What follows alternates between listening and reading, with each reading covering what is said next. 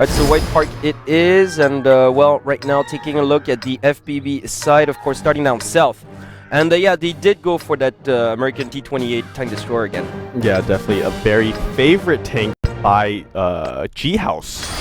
Yeah, G-House always playing with the T-28 on urban maps. Yeah, like, whether it's like White Park, Rudenberg, Ensk, and whatnot. We haven't seen them on Himmelsdorf yet, so we can't know that. But yeah, and usually like on White Park, it was actually very, very fruitful.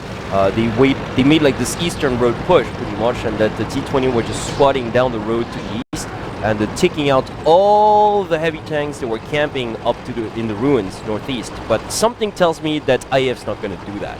Yeah.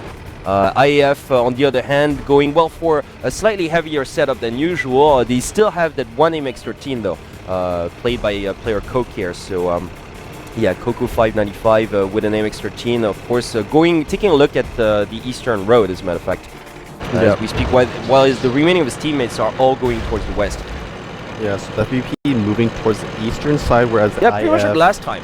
They're just going to set up their T-28, you know, on that eastern road, and they're kind of hoping that their opponents are going to camp on the ruins up north. But as expected, IF definitely not doing that. They're doing quite the opposite, as a matter of fact. So the MX-13 just down that eastern road, and as soon as he's going to spot all the other tanks, he's pretty much going to back down a little bit.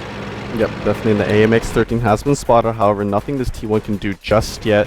The rest of the FB members... He did take some wee bit of damage. He's taken out that T1 though.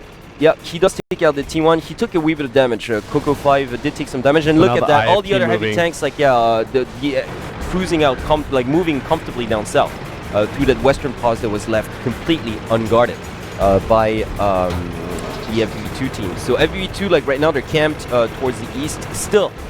Within their they even spotted though. So yeah, the T-32 has been spotted. So was the MX-50. So they know, okay, the second T1 is now gone. So right now, basically FB2 is blind on this map.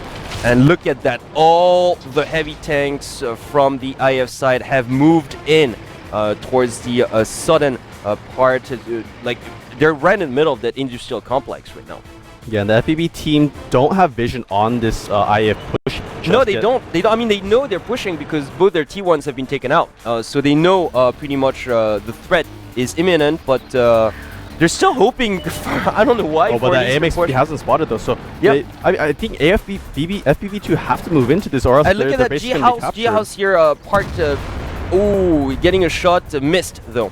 Missed. G-House with his T-28 tank destroyer. But you know what? Within the urban area, the industrial area, I don't see that tank destroyer doing much damage though. There's too much cover. Yeah, quite possibly. You know, this tank destroyer they have to get shots aligned of that. I mean, well, which is why to the eastern road, yes, it worked to perfection because it's kind of wide open out there, except for those ruins. But then it's a straight line shot, pretty much. Whereas here, within the industrial area down south, there's too much building cover. Like I don't see him doing so much damage. So right now, actually, you know what? IAF with a very, very advantageous position. Definitely. You know what? They're right next to their base, pretty much. Yeah, they're right next to the FBB base. I think what IF should do is they should actually draw the FBB team out by starting the base capture. Because if they start the base capture, then you know it's going to force the FBB team to come out. Because right now the FBB team is just camping on that eastern side, and unless the base capture happens, they're not going to move. No, they're not going to move. But they're just like right now. You know what? Like I think because IF does have the advantage. Number one, they won the opening set. They just want to figure out exactly where the heavy tanks are. I think they know though because they do know because it's the only part of the map where basically they can be. But I mean, they just want to basically they're positioning themselves. But the base capture hasn't started. Yeah, by the T1s.